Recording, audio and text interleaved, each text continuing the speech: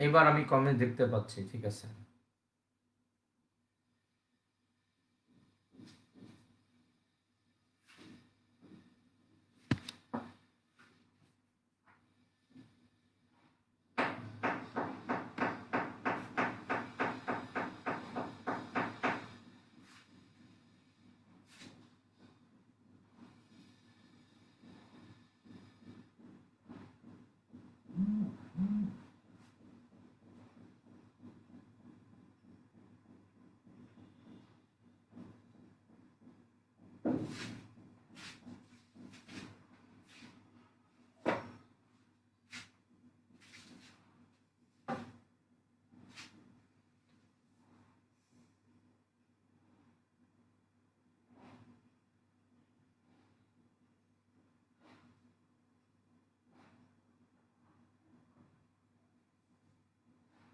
আচ্ছা, বিসমিল্লাহির রহমানির রহিম। সবাইকে ওয়ালাইকুম আসসালাম বলে আমরা আমাদের ক্লাস আজকে শুরু করলাম, এবং আশা করি তোমরা সবাই আল্লাহর অশেষ মেহেরবানিতে ভালো আছো এবং সবাই একটু ভালো থাকবে, সবাই অনেক ভালো থাকবে এই দোয়া করি। আচ্ছা, আমি যেই কথা তোমাদেরকে বলতে যাচ্ছিলাম শুরুতে আজকে, যে গত ক্লাসে আমরা প্রমাণ করলাম টি সমান সমান টি নট ভাগ রুট ওভার 1 - v² / c²। টি হলো স্থির অবস্থায়, টি হলো গতিশীল অবস্থায় পরিমাপকৃত সময়, আর টি নট হলো স্থির অবস্থায় পরিমাপকৃত সময়। তাহলে স্থির অবস্থায় পরিমাপকৃত সময় মানে কি? মানে হলো তুমি একটা কাঠামোর মধ্যে আছো, একটু মনোযোগ দিয়ে, অনেকের মধ্যে এখনো কনফিউশন আছে টি আর টি নোট নিয়ে। তুমি একটা কাঠামোর মধ্যে আছো, ঠিক আছে? ঘটনা ঘটলো তোমার কাঠামোতে, এবং তুমি তোমার কাঠামোতে ওই ঘটনা দুইটা ঘটনা ঘটছে তোমার কাঠামোতে কিন্তু তুমি ওই দুইটা ঘটনার সময় মাপলা। তুমি কিন্তু তোমার কাঠামোর মধ্যে, তাহলে তুমি যে সময়টা মাপবা সেটা হবে টি নট। আমি তোমার কাঠামোর বাইরে, আমিও তোমার কাঠামোর মধ্যে ঘটিত দুইটা ঘটনার সময় মাপব। তাহলে আমার মাপা সময়টা হচ্ছে টি। আমার মাপা সময়টা হচ্ছে কত বলতো? টি। আর তোমার মাপা সময়টা হচ্ছে টি নট। এবার রিভার্স করো। তুমি চলন্ত ট্রেনে, আমি রেল লাইনের পাশে দাঁড়ায় আছি, তোমার কাঠামো এক, আমার কাঠামো আরেক। এইবার ঘটনা ঘটলো আমার কাঠামোতে, এবং আমার কাঠামো সাপেক্ষে আমি স্থির। আমি ঘটনার সময় মাপলাম, দেখ আমার সময়টা হবে তখন টি নট। তুমিও আমার এই কাঠামোর মধ্যকার যে ঘটনা সেটার সময় মাপবা, তাহলে তোমার মাপার সময়টা হবে টি। তোমার মাপা সময়টা হবে টি। এটি হলো স্থির কাঠামো আর গতিশীল কাঠামো, ঠিক আছে? তাহলে এখন তোমাদের সামনে আমি দুইটা ম্যাথ নিয়ে আসবো। আজকে এই সূত্র দিয়ে আমরা তিনটা ম্যাথ করাবো, তার মধ্যে দুইটা ম্যাথ একদম সোজা ম্যাথ, একটু খেয়াল করে দেখো, একটু অঙ্কটা লেখো দেখি। লেখো, স্বামীর বয়স 25 বছর এবং স্ত্রীর বয়স 20 বছর। সবাই সুন্দর মতো ম্যাথটা লিখবা। স্বামীর বয়স 25 বছর এবং স্ত্রীর বয়স 20 বছর। লিখতে পারছি? তার মানে দুইজনের বয়সের ব্যবধান হচ্ছে 5। 25 বছর, 20 বছর। এরপর লিখবা, স্বামী একটি মহাকাশযানে করে, স্বামী একটি মহাকাশযানে করে মহাকাশ ভ্রমণে চলে গেল। স্বামী একটি মহাকাশযানে করে মহাকাশ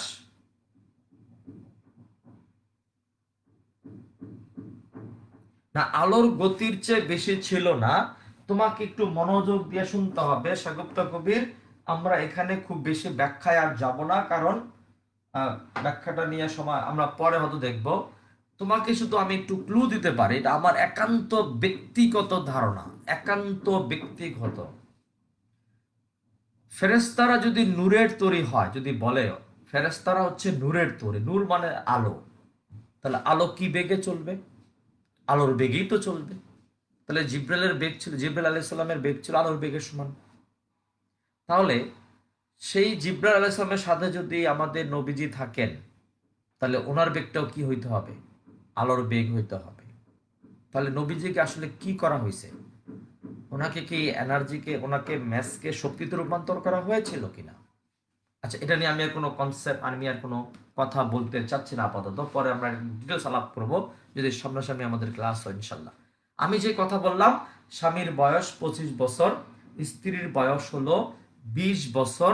স্বামী একটি মহাকাশ যানে করে 5 বছর মহাকাশ ভ্রমণ করে ফিরে এসে দেখলেন, পৃথিবীতে ফিরে এসে দেখলেন, স্বামী একটি মহাকাশ যানে করে 5 বছর মহাকাশে কাটিয়ে ফিরে এসে দেখলেন তার বয়স স্ত্রীর বয়স সমান হয়ে গেছে।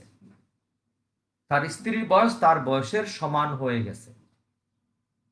কথাটা আবার একটু মনোযোগ দিয়ে শুনবা প্লিজ। আমি আবার তোমার কাছে বলতে চাচ্ছি, কি বলতে চাচ্ছি বলতো, যে স্বামীর বয়স কত বললাম? 25, স্ত্রীর বয়স হলো 20। স্বামী একটি মহাকাশ যানে করে 5 বছর মহাকাশ ভ্রমণে 5 বছর মহাকাশ ভ্রমণে 5 বছর মহাকাশ ভ্রমণ করে পৃথিবীতে এসে দেখলেন তার বয়স এবং তার স্ত্রীর বয়স সমান হয়ে গেছে। তার বয়স এবং তার স্ত্রীর বয়স কি হয়ে গেছে বলতো? সমান হয়ে গেছে। তাহলে এখন তোমরা আমাকে একটু বলো তো, স্বামী কত বেগে মহাকাশ ভ্রমণ করে এলেন, বা কত বেগে মহাকাশ ভ্রমণে ছিলেন? কত বেগে মহাকাশ ভ্রমণে ছিলেন? আমরা মনে হয় লিখতে পারছি। আমি তোমাদেরকে একটু দেখানোর চেষ্টা করি, তারপরের মধ্যে আমি অঙ্কে যাব। অঙ্কের মধ্যে যে ফর্মুলা অ্যাপ্লাই হবে, টি সমান সমান টি নট 1 - v²/c², এবং অঙ্কের মধ্যে ভি আমাকে বের করতে হবে, সি আমি জানি। মূল ফাংশন হলো কে হবে টি আর কে হবে টি নট, কে হবে টি আর কে হবে টি নট।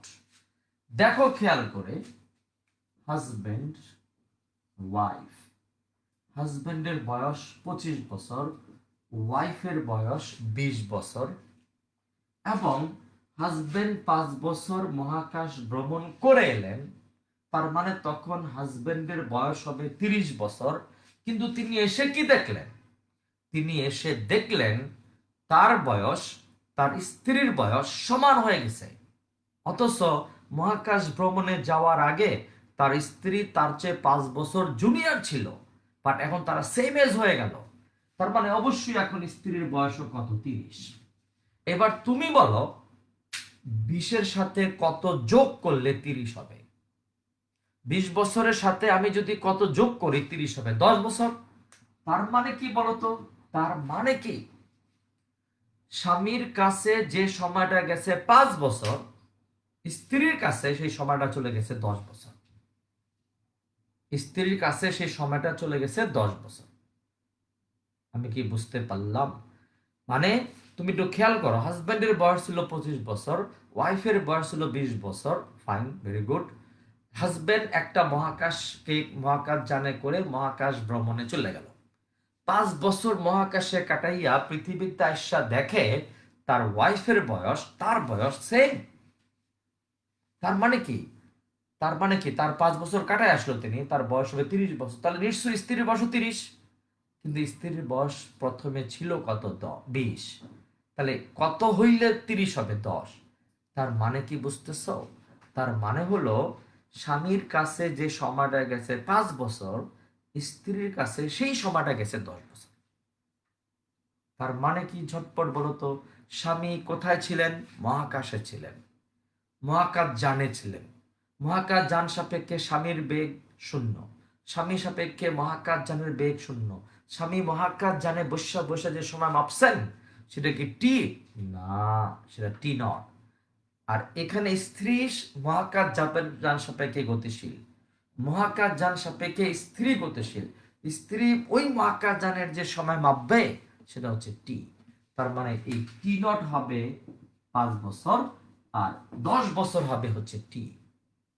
টি নট হবে 5 আর টি হবে 10। এবার তুমি বের করে ফেলাও, টি কত বলতো 10, টি নট কত বলতো 5, 1 minus B square by C square, 1 minus B square by C square root equal to দেখো হাফ হবে guarantee 1 minus B square by C square equal to 1/4, V square by C square equal to হবে 3/4। অতএব V সমান সমান হবে √3/2c। এবং এটাকে তুমি একটু বক্সে ভরে রাখবা, কারণ এটা দিয়ে তোমার সাথে আমার কথা আছে। ভি সমান সমান হবে √3/2c, তাহলে ঠাস করে বলে ফেলাও। অতএব ভি সমান সমান √3/2, 3 × 10⁸। বলো তো কত আসে ভি এর মান?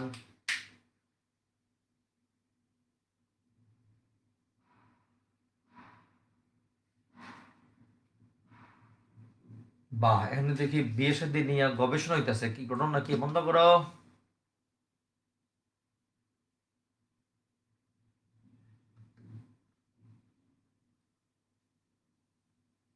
দিশা, গ্যাঞ্জাম করিস না।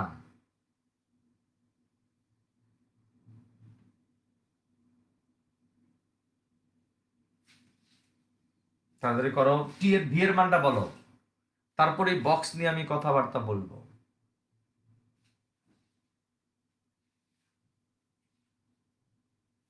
1500 বছর মানে একটু ইয়ে দিয়ে বলতে হবে, যে এক্সপোনেনশিয়াল দিয়ে বলা যাবে না? 2.59, 2.59, 2.5981 ইন্টু 10⁸ মিটার পার সেকেন্ড। 2.59 অথবা 2.6 বলা যাবে আপনার। হ্যাঁ ঠিক আছে, 2.6 চাইলে বলা যাবে। এখন এটাকে আমি বক্সের মধ্যে ভরলাম কেন? কেন এটাকে আমি বক্সের মধ্যে ভরলাম বলো? এই মানটাকে বক্সের মধ্যে কেন বললাম? এই মানটার জন্য ফর্মুলা হলো, কোন একটা মহাকাশ যানের বেগ যদি আলোর বেগের √3/2c গুণ হয়। আবার বলি, কোন একটা মহাকাশ যানের বেগ যদি আলোর বেগের √3/2 গুণ হয়, তবে তবে টি হবে 2t নট। ওই যে 5-10 বছর 5 বছর মনে আছে? এল হবে L0/2, এম হবে 2m0, ই হবে 2e0। তার মানে এই বেগটা হলো একটা ম্যাজিক বেগ। এই বেগটা হলো একটা ম্যাজিক বেগ। এটা দিয়ে স্যার ম্যাডামরা চালাকি করে এমসিকিউ বানাতে পারে। কোন একটা মহাকাশ যানের বেগ যদি আলোর বেগে √3/2 গুণ হয়, তবে টি হয়ে যাবে 2t0, এল হবে L0/2, এম হবে 2m0, ই হবে 2e0। and now my dear students, I want to say এই বেগটা হচ্ছে একটা ম্যাজিক বেগ। এই বেগটা হচ্ছে একটা কি বেগ? ম্যাজিক। এত হইলে এটা এটা হবে। ওকে, এইবার আসো, দুই যমজ ভাই, একটা যমজ ভাই হচ্ছে এ ভাই আর একটা বি ভাই।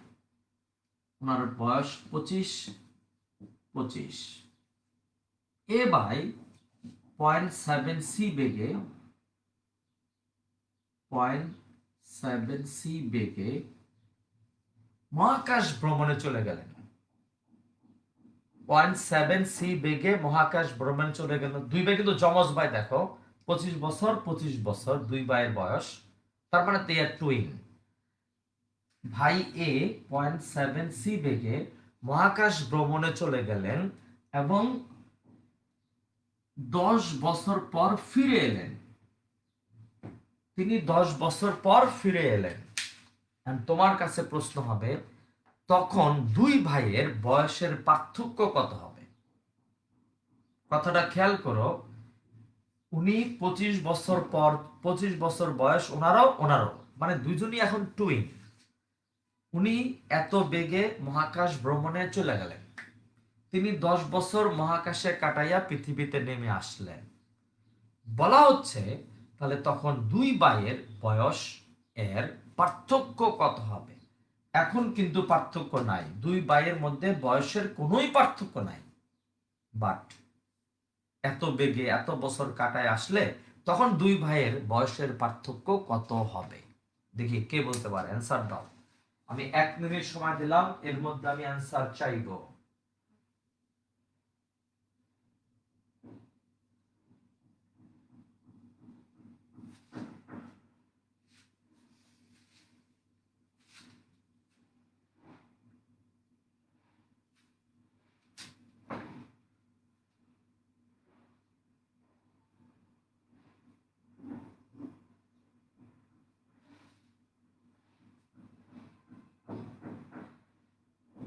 না, আলোর বেগের জন্য প্রযোজ্য না, আলোর বেগের কাছাকাছি বেগের জন্য প্রযোজ্য। হ্যাঁ, এখন কত দুই ভাইয়ের মধ্যে বয়সের পার্থক্য কত হবে? তার মানে কি, দেখো টি সমান সমান টি সমান হবে T naught 1 - b² / c² root. T naught হবে 10, 1 - 0.7c/c² রুট। আমি বি এর জায়গায় 0.7c বসাইছি, 0.7c ভাগ c হোল স্কয়ার রুট। এবং ঠাস করে বলো তো টি কত আসে? টি এর মান কত আসে? হুম 4 বছর মানে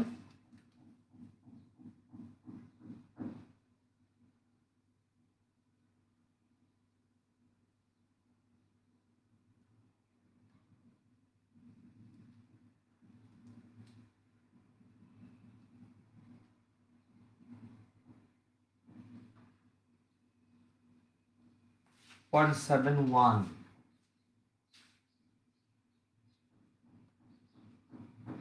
14। তার মানে এটা হবে 14 বছর প্রায়। এটা যদি 14 বছর হয় তাহলে এ ভাইয়ের বয়স হবে কত? এ ভাইয়ের বয়স হবে হলো 25 + 10, তার মানে কি 35 বছর। আর বি ভাইয়ের বয়স হবে 25 + 14, মানে কি 39 বছর। তাহলে অতএব হ্যাঁ, বয়সের পার্থক্য ঠিক আছে। অতএব বয়সের পার্থক্য হবে 39 - 35 = 4 বছর। হ্যাঁ, অ্যান্সার ঠিক আছে। বয়সের পার্থক্য হবে কত বছর বলতো? 4 বছর। তার মানে কে বড় হবে? বি ভাই এ ভাই অপেক্ষা 4 বছর বড় হইয়া যাবে। বি ভাই এ ভাই অপেক্ষা 4 বছর বড় হইয়া যাবে, ঠিক আছে।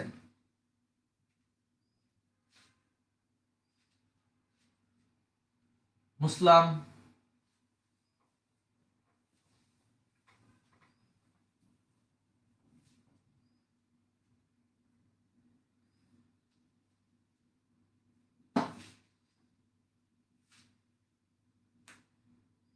আবার ভাই এ ভাই বি, উনি হলেন, ওনার বয়স হলো 25 বছর, ওনার বয়স হলো 21 বছর। 21 বছর। উনি একটা মহাকাশ যানে করে চলে যাচ্ছেন, মহাকাশ যানে করে চলে যাচ্ছেন।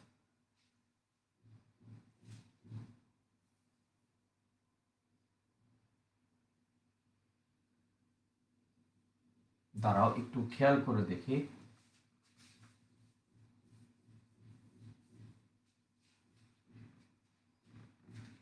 আচ্ছা, উনি একটা মহাকাশ যানে করে চলে যাচ্ছেন এবং 6 বছর পর ফিরে এলেন। এই ভাই একটা মহাকাশ যানে করে চলে গেলেন, 6 বছর পর ফিরে এলেন। 6 বছর পর তিনি ফিরে এলেন, তার মানে 6 বছর পর তার বয়স হবে 31 বছর। আচ্ছা, এবার প্রশ্ন হলো এ ভাই কত বেগে মহাকাশ ভ্রমণ করে আসলে দুই ভাই এর বয়স, দুই ভাইয়ের বয়স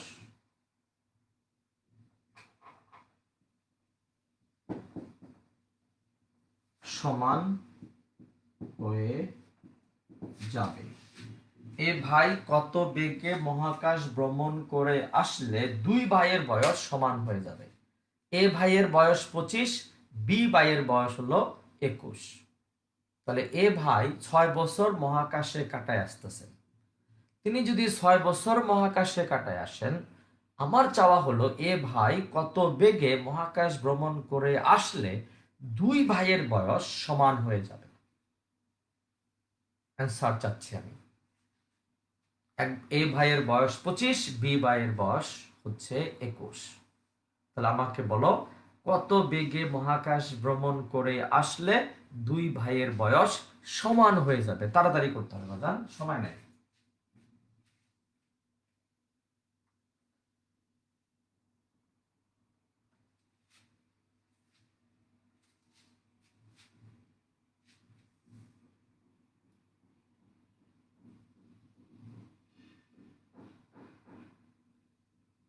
আচ্ছা, রবি জাহেদা, ওই দিন ওই হিসাব করা যাবে না। ওই হিসাব করা মানেই হলো তুমি আপিকি কথা থেকে বের হয়ে গেছো। দিন কেমনে হয়, রাত কেমনে হয়, we don't care, we don't care. ঠিক আছে, ওগুলো বলা যাবে না। আমি কি স্যার ওই মহাকাশ জানে যে ঘটবে ঘটনা আমি কি দেখতে পাবো স্যার? তুমি দেখছো, এটাই শেষ। কেমনে দেখবা এটা বলা যাবে না। তাহলে তুমি বলো, তোমাকে বলছে দুই ভাইয়ের বয়স সমান হইতে হবে। তাহলে এই এই টি নট, এইটা হবে টি নট, তার মানে টি নট কত? 6 ইয়ার। এখন বলো তো 6 যোগ 25 হচ্ছে 31, আর ওনার বয়স হইতে হবে তাহলে 31। একটু খেয়াল করে দেখো তো, আমাকে বলছে দুই ভাইয়ের বয়স সমান হবে, তার মানে কত বেগে গেলে আমাকে টি আর টি নট খুঁজে বের করতে হবে। তিনি 6 বছর কাটায় আসছেন, তাহলে ওনার বয়স হবে 31। তাহলে বলছে দুই ভাইয়ের বয়স সমান হবে, তাহলে ওনার বয়সও তো 31 হইতে হবে। তাহলে 21-এর সাথে কত যোগ করলে 31 হবে? 10। তার মানে টি নট যদি হয় 6 বছর, তাহলে টি হবে 10 বছর। এই টিটা খুঁজে বের করতে হবে। তাহলে বাকিটা তো easy. T equal to T naught 1 ভাগ b square by C square, 1 minus B square by C square root T naught by T ডিচুম ডিচুম 1 minus B square by C square root T naught হচ্ছে কত? 6, আর এটা কত? 10, বা 1 minus B square by C square 36 ভাগ 100, বুঝছি? ওই 36 ভাগ 100 বুঝছি কিন্তু। তাহলে তোমরা আমাকে একটু ঝটপট বলো তো, V square by C square সমান সমান 1 বিয়োগ 36 বাই 100, 64 বাই 100, অতএব V by C equal to হবে 8/10। V by C equal to কত হবে? 8/10। অতএব ভি ইকুয়াল টু হবে 8/10 ইন্টু সি, মানে হচ্ছে 0.8 সি। এটাও অ্যান্সার দিতে পারো, অথবা তুমি বলতে পারো ভি সমান সমান 0.8 T into 10 to the power 8, 3 আর 24, 2.4 10 to the power 8 metre per second. এইটাও তুমি অ্যান্সার দিতে পারো, যেটা তোমার মন চায়।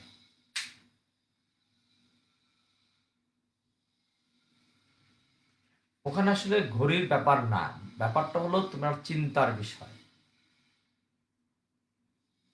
তার মানে ওই বড় ভাই, ওই ভাই যদি এত বেগে মহাকাশ ভ্রমণে যান এবং 6 বছর পর ফিরে আসেন, এসে দেখবেন তার ভাই, তার ছোট ভাই, তার ছোট ভাই তার সমান হয়ে গেছে, সমান হয়ে গেছে। আমরা মনে হয় লিখতে পারছি।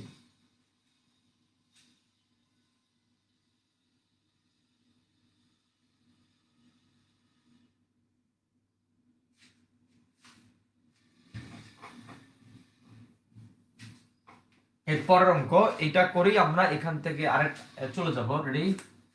আবার ভাই এ, ভাই বি, এ ভাই বি ভাই, ওকে। এ ভাইয়ের বয়স 25 বছর, বি ভাইয়ের বয়স 19 বছর, 19 বছর, ঠিক আছে। এই ভাই, দেখো, এ ভাই 8 বছর একটি মহাকাশ যানে করে মহাকাশ ভ্রমণ করে এসে দেখেন তার ছোট ভাই তার চেয়ে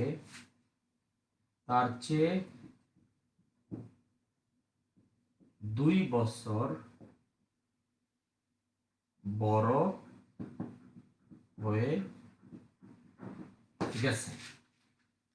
এ ভাই 8 বছর একটি মহাকাশ যানে করে মহাকাশ ভ্রমণ করে এসে দেখলো তার ছোট ভাই তার চেয়ে 2 বছরের বড় হইয়া গেছে। প্রশ্ন হইল, মহাকাশ যানটির বেগ কত ছিল? মহাকাশ যানটির বেগ কত ছিল?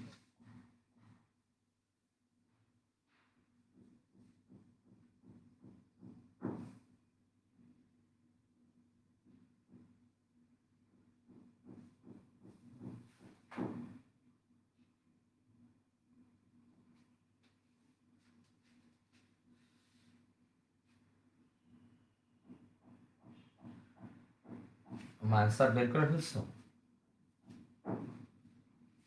এবার ভাই ভাই বলা যাবে না? অমিতা,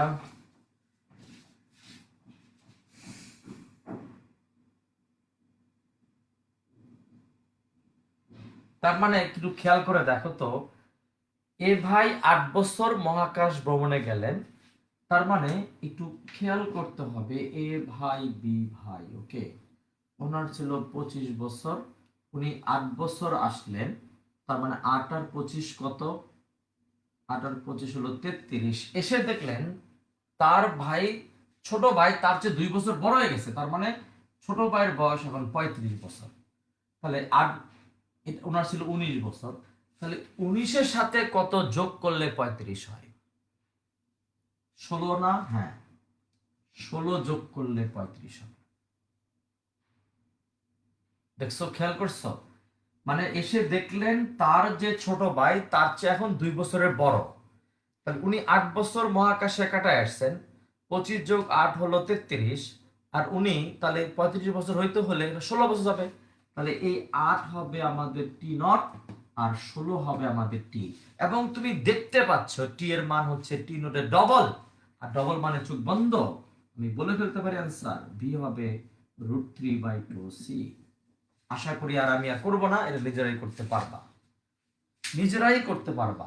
বি হবে তাহলে √3/2c। বুঝতে পারছি? কারণ কারণ ডিসিশন ডিসিশন। আচ্ছা, এবার আরেকটা অঙ্ক, এটা করে আমরা বিদায় নিব এখান থেকে। বিদায় মানে কি, অন্য টপিকসে যাব। লেখো, একজন মহাকাশচারীর বয়স, দেখো, একজন মহাকাশচারীর বয়স 25 বছর। একজন মহাকাশচারীর বয়স 25 বছর।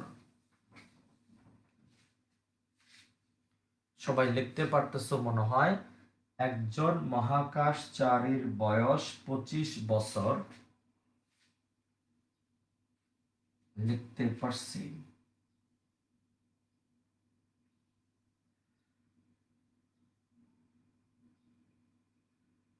মহাকাশচারীর বয়স 25 বছর, লিখতে পারছি। তিনি একটি মহাকাশ যানে করে তিনি একটি মহাকাশ যানে করে 0.7c বেগে মহাকাশ ভ্রমণে গেলেন।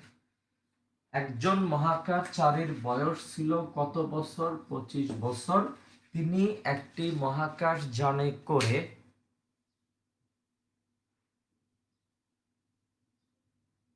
হ্যাঁ আমি আবার বলি, তুমি একটু ঠান্ডা মস্তিষ্কে শুনো তো। যিনি মহাকাশ ভ্রমণে গেলেন, একটু মনোযোগ দিয়ে শুনবা, তিনি যে সময়টা মাপবেন, বলেন যে তিনি সময়টা মাপবেন, একটু খেয়াল করো। তিনি 8 বছর পর ফিরে এলেন, মানে এই সময়টা তার কাঠামোতে ঘটেছে। তাহলে মহাকাশ যান সাপেক্ষে মহাকাশচারী কেমন? স্থির। তাহলে ওই সময়টা ধরবো T0। আর পৃথিবীতে যে ভাই ছিলেন, সে ভাই ওই মহাকাশ যান সাপেক্ষে স্থির ছিলেন না। এই ভাই যদি ওই মহাকাশ যানের ঘটনা চেক করেন,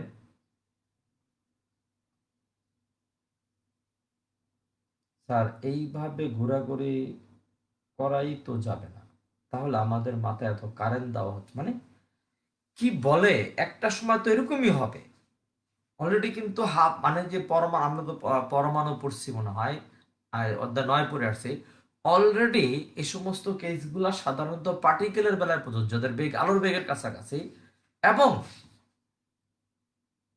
হাফ লাইফ চেঞ্জ হচ্ছে। একটা পরমাণুর অর্ধায়ু চেঞ্জ হয়ে যাচ্ছে এই ঘটনার কারণে। কি বলো তুমি?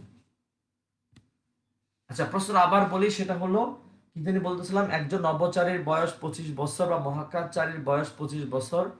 তিনি 0.7 c বেগে একটি মহাকাশ যানে করে মহাকাশ ভ্রমণে গেলেন, এবং এই যে এই লাইনটা জরুরি, পৃথিবীর সময় হিসাবে তিনি 20 বছর পর ফিরে এলেন।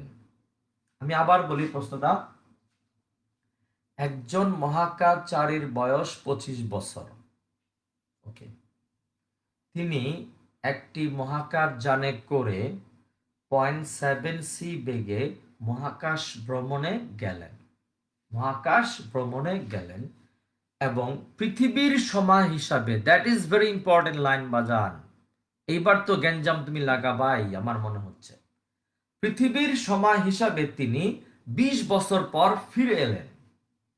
পৃথিবীর সময় হিসাবে, মহাকাশচারীর সময় না কিন্তু, পৃথিবীর সময় হিসাবে তিনি 20 বছর পর ফিরে এলেন।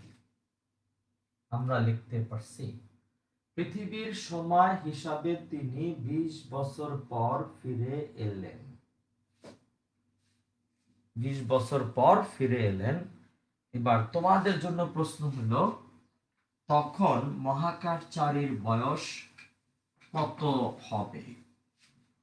পৃথিবীর সময় হিসাবে তিনি 20 বছর পর ফিরে এলেন, তখন মহাকাশচারীর বয়স কত হবে?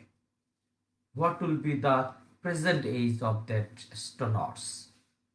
এই অ্যাস্ট্রোনটের, আই মিন নভোচারী, তার বর্তমান বয়সটা কত হবে? What will be the present age? তার 25 বছর তো আগেই ছিল, আগে তার 25 বছর বয়স ছিল। এবার বলতো, প্রশ্নের মধ্যে বলেছে পৃথিবীর সময় হিসাবে, ঘুষি দিয়া তোমার নাক মুখ আমি ফটাইয়া ফেলবো। পৃথিবীর সময় হিসাবে বলা মানে কি? মানে হইল এটা হচ্ছে টি, আর মহাকাশ জানে যে সময়টা যাবে সেটা কি? T0। তাহলে ফর্মুলা কি? T equal to T0 1 minus B square by C square root ঠাস। তাহলে T0 কত? T 1 minus v square by C square root T কত? 20 বছর কাটায় আসলে পৃথিবীর সময় হিসেবে 20 বছর, 1 minus 0.7 c by C whole square root. এবং তোমরা আমাকে একটু ঝটপট বলো তো, তোমাদের হিসাব অনুসারে টি এর মানটা, হ্যাঁ টি হবে 20 বছর, গুড। মানে এই 14.28 আসে না, 14.28 বছর। অতএব মহাকাশচারীর বর্তমান বয়স হবে 25 যোগ 14.28 সমান সমান 39.28 বছর। কারণ পৃথিবীর সময় হিসেবে মানে কি, যদি মহাকাশচারীর সময় বলতো তাহলে ওই সময়টাকে বলতাম T0, আর মহাকাশচারীর সাপেক্ষে পৃথিবীর সময়টা গতিশীল, পৃথিবীর সাপেক্ষে মহাকাশচারীর সময়টা গতিশীল, অতএব পৃথিবীর সময় হিসাবে যে সময়টা দেওয়া আছে সেই সময়টা হবে T, naught T naught, it will be T. বুঝতে পারছি মনে হয় বাজান? ঠিক আছে, তাহলে আমরা কাল দীর্ঘায়ু নিয়ে মেলা কথাবার্তা বলে ফেলছি, অনেক কথাবার্তা আমাদের হয়ে গেছে কাল দীর্ঘায়ু নিয়ে। এবার আমরা কথাবার্তা বলবো হচ্ছে দৈর্ঘ্য সংকোচন নিয়ে। একটু তাড়াতাড়ি করো, এটা মুখস্থ প্রমাণের মতো হয়ে করে ফেলবো আমরা। দেখো, দৈর্ঘ্য সংকোচন কাকে বলে? পরের প্রশ্ন আমাদের, দৈর্ঘ্য সংকোচন কাকে বলে?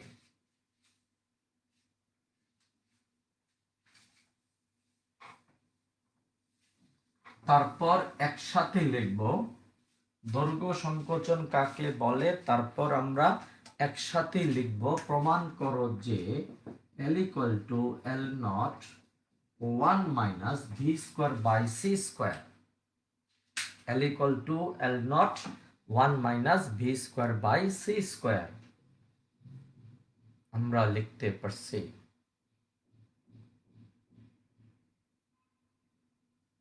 পানির লাহান সোজা লাগতেছে রিফাত বলে কি? আলহামদুলিল্লাহ, ইজি আছে অঙ্কগুলো। থাক ইনশাল্লাহ, কঠিন না, এই চ্যাপ্টারটা কঠিন না, ভালোই সোজা, ভালোই সোজা, শুধু সোজা না, মাশাআল্লাহ ভালোই সোজা। লেখেন, প্রমাণ করো যে L = L0 1 - v² by c²। আচ্ছা, তোমরা আমাকে একটু ঝটপট বলবা, জাস্ট প্র্যাকটিক্যাল এক্সাম্পল। তুমি রাস্তার ফুটপাতে দাঁড়াই আছো, রাস্তার মধ্যে একটা মিটার স্কেল পড়ে আছে। মিটার স্কেল মানে কি? তার দৈর্ঘ্য 1 মিটার, তাই না বাজান? তুমি রাস্তার ফুটপাতে দাঁড়ায় আছো এবং রাস্তার মধ্যে একটা মিটার স্কেল পড়ে আছে। তুমি সেই মিটার স্কেলটার দৈর্ঘ্য মাপলা। কোনটা আবার বলবো বুঝতেছো মানে ত্রিনা? আচ্ছা, প্রশ্নটা আবার বলবো, মানে দৈর্ঘ্য সংকোচন কাকে বলে? টাইম মেশিন বানাইতে পারলে তো হবেই, জুয়ান মানুষ মানে বুড়া মানুষ জুয়ান হয়ে যাবে, বয়স কমে যাবে। তুমি দেখো, উনি কিন্তু পৃথিবীর সময় হিসাবে 20 বছর পর ফেরত আসছে। তার বয়স হওয়ার কথা ছিল 45 বছর। আহা, বয়স হয়েছে মাত্র 39 বছর। আই হায়, জুয়ান হয়ে গেছে।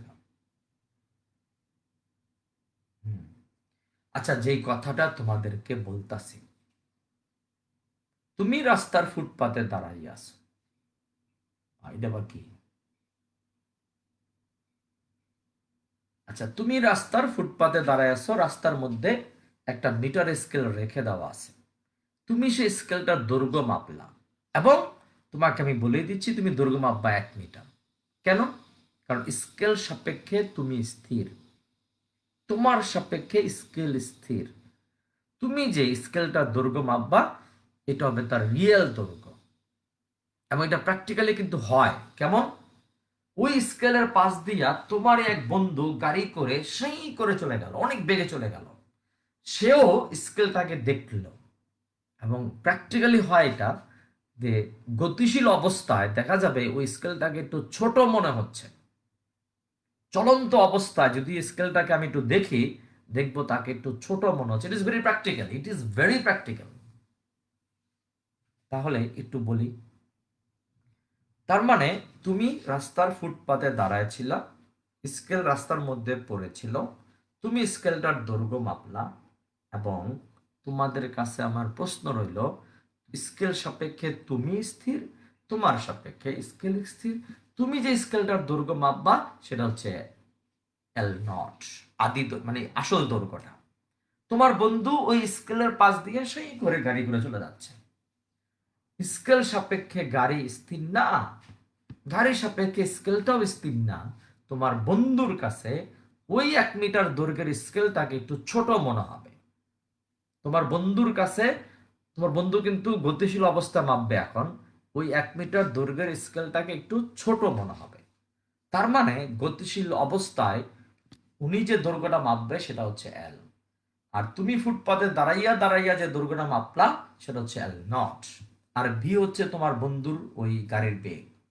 তাহলে তোমাদের কাছে আমার প্রশ্ন, গতিশীল অবস্থায় কি দৈর্ঘ্য বৃদ্ধি পাচ্ছে না হ্রাস পাচ্ছে? হ্রাস পাচ্ছে। আর হ্রাস পাচ্ছে মানে কি? মা বাবা করতো কি? আল্লাহ, দিশা কেমন, দিশা এমন ইয়া হয়ে গেল কেন, রাগ হয়ে গেছে কেন, দিশা কি হলো তোমার, ভেঙে ফেলবা স্কেল আল্লাহ কেন?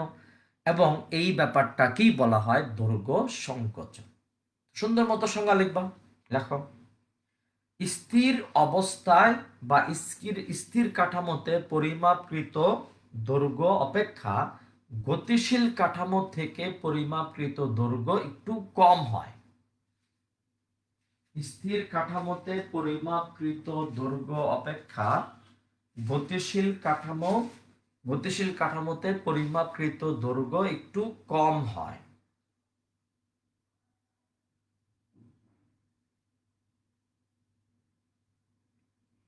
কম হয়, একেই দৈর্ঘ্য সংকোচন বলে।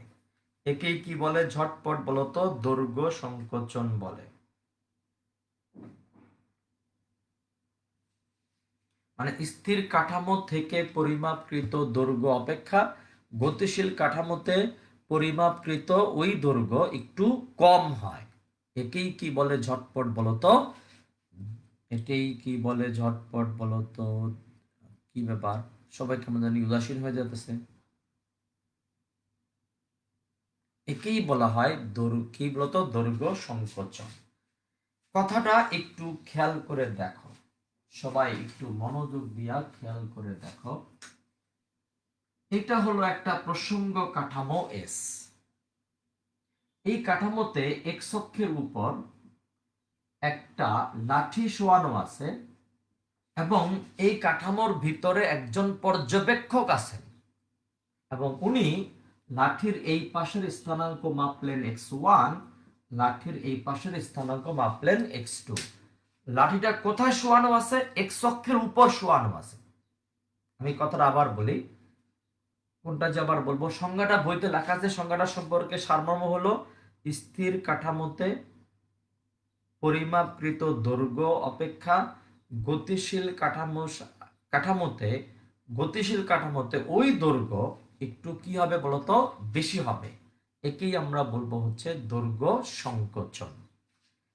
সরি, দৈর্ঘ্য কম হবে, সরি দৈর্ঘ্য কম হবে, এটা কি আমরা বলবো হচ্ছে দৈর্ঘ্য সংকোচন। আর জেনুইন সংজ্ঞা বলতে গেলে লেখো, একদম একদম যেটা পরীক্ষার সময় লিখবা, লেখো কোন পর্যবেক্ষকের সাপেক্ষে। যদি লিখতে চাও তো আমি বলতে পারি, সংজ্ঞাটা বই থেকে লিখে নিতে পারবা না বাজান? আর নর্মালি সংজ্ঞাটা কি লিখতে পারো সহজ ভাষায়? স্থির কাঠামোতে পরিমাপকৃত দৈর্ঘ্য অপেক্ষা গতিশীল কাঠামোতে ওই দৈর্ঘ্য একটু কি হবে বলতো? কম হবে। একেই কি বলা হয়? দৈর্ঘ্য সংকোচন বলে।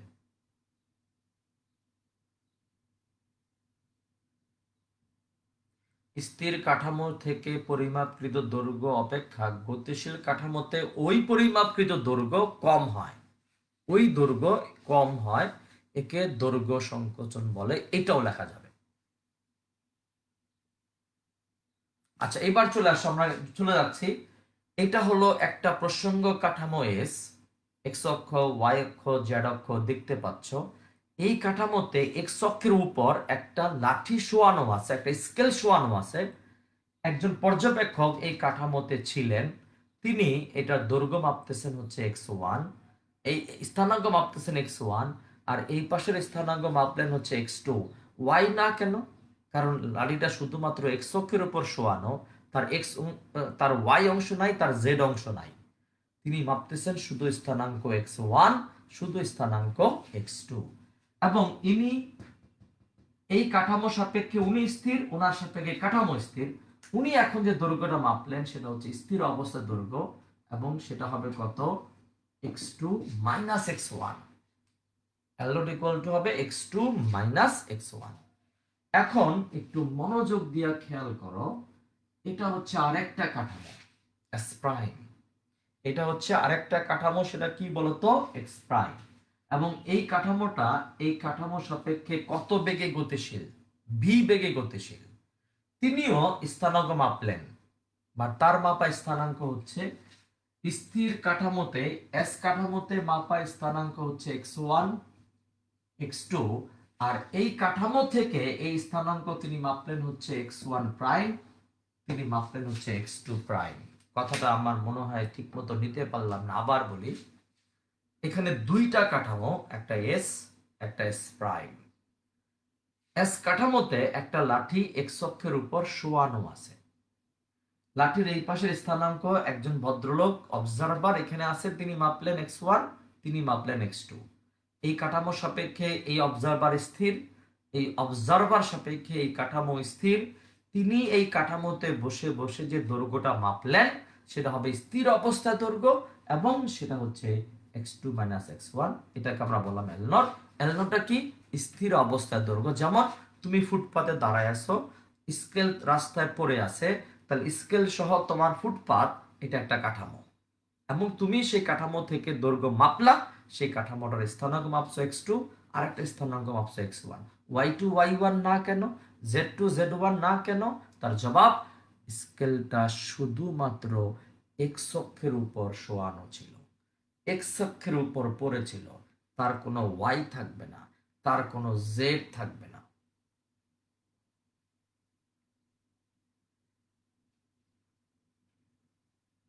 না, বস্তুর পদার্থ কমে না, দৈর্ঘ্যটাকে তোমার কাছে কম মনে হয়, পদার্থ কমবে না, বা জান হৃদয় আব্দুল্লাহ, দৈর্ঘ্যটাকে একটু কম মনে হবে। এখন আসো, আবার এই কাঠামোটা, এই কাঠামোর সাপেক্ষে ভি বেগে গতিশীল এক্স অক্ষ বরাবর, এবং এই কাঠামোর ভদ্রলোকও এই স্কেলটার দৈর্ঘ্য মাপল, এই স্থানাঙ্ক মাপল। তাহলে এস কাঠামোর ভদ্রলোক স্থানাঙ্ক মাপলো x1 x2, আর এস প্রাইম কাঠামোর ভদ্রলোক স্থানাঙ্ক মাপলো x1 প্রাইম x2 প্রাইম। তাহলে ওনার মাপার দৈর্ঘ্যটা কত হবে? l। ওনার মাপা দৈর্ঘ্যটা হবে l, সেটা হবে x2 prime minus x1 prime. x2 prime minus কত? x1 prime. এখন লরেন্স, এটা মুখস্থ মতো করে ফেলবা, খুব একটা দরকার নাই।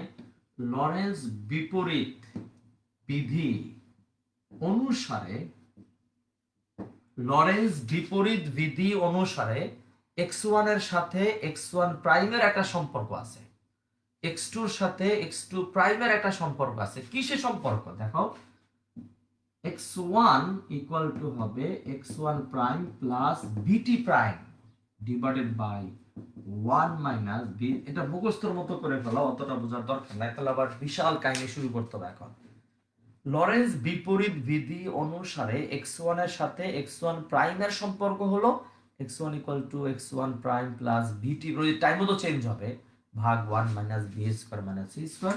আবার x2 ইকুয়াল টু হবে x2 প্রাইম প্লাস বিটি prime 1 minus B square by c square. কেন x1 প্রাইম প্লাস বিটি প্রাইম? কেন? কারণ এই কাঠামো তো v বেগে সরে যাচ্ছে, তার জন্য সরণটা হবে ভিটি। বাট যেহেতু ইনি মাপবেন, ওনার বোঝায় কিন্তু টি লেখা যাবে না, ওনার জায়গায় লিখতে হবে টি প্রাইম। এখন আসো, এল নট ইকুয়াল টু হলো x2 minus x1। x2 minus কত বলতো? x1। খেয়াল করো কিন্তু, এখন তুমি মানগুলা বসাও। অতএব এল নট ইকুয়াল টু x2 কত? x2 প্রাইম প্লাস বিটি প্রাইম, দেখা যাচ্ছে 1 minus B square by c square root minus x1 কত? x1 prime plus vt prime ভাগ 1 minus v square by c square root. লসাগু নাও। এটা হচ্ছে লরেন্স বিপরীত বিধি, অতএব এটা নিয়ে আর কোনো ঝামেলা করে লাভ নাই। এটা ঝামেলা করতে গেলে আবার দুনিয়াদারি শুরু হবে কাহিনী, যেটা অনলাইনে একটু টাফ হয়ে যাবে আমার জন্য ফয়সালা করা। 1 মাইনাস বি লসাগু নাও, তাহলে এটা তো x2 prime, x2 prime plus বিটি prime minus x1 prime minus vt prime. লসাগু করলে এই বিটি প্রাইমটা কেটে যাবে, এটা কিন্তু প্রাইম বাজান, সমান সমান লেখা যাবে কি বলতো? L naught equal to x2 prime minus x1 prime ভাগ 1 মাইনাস বি স্কয়ার বাই কত বলতো? C square. তাহলে সমান সমান কি লেখা যাবে ঝটপট বলো। x2 prime minus x1 prime মানে l 1 minus b square by c square root. অতএব l ইকুয়াল টু হবে l naught 1 minus b square by c square root. তাহলে এটি হলো আমাদের সেই দৈর্ঘ্য সংকোচনের প্রমাণ। l ইকুয়াল টু হলো l নট ভাগ 1 minus b square by c square root. ঠিক আছে, তাহলে এলটা কি গতিশীল অবস্থায় দৈর্ঘ্য, এল নটটা কি স্থির অবস্থায় দৈর্ঘ্য। What do you mean by স্থির অবস্থা দৈর্ঘ্য? যেমন তোমাকে বলি, তুমি রাস্তার ফুটপাতে দাঁড়ায় আছো, আমি রাস্তার ফুটপাতে দাঁড়ায় আছি, রাস্তার মধ্যে একটা মিটার স্কেল পড়ে আছে, আমি স্থির, আমার স্কেলটাও স্থির, আমি স্কেলটার দৈর্ঘ্য মাপলাম, এটা এল নট। তোমার বন্ধু ওই স্কেলের পাশ দিয়ে একটা গাড়ি করে চলে গেল, সেও স্কেলটার দৈর্ঘ্য মাপলো, গাড়িতে বসে বসে মাপলো, তাহলে গাড়ির সাপেক্ষে স্কেলটা স্থির না, স্কেল সাপেক্ষে গাড়িটা স্থির না। সো তোমার বন্ধু গাড়িতে বসা বসা যে স্কেলটার দৈর্ঘ্য মাপবে সেটা হচ্ছে এল, আর আমি যেটা মাপছি সেটা হচ্ছে এল নট।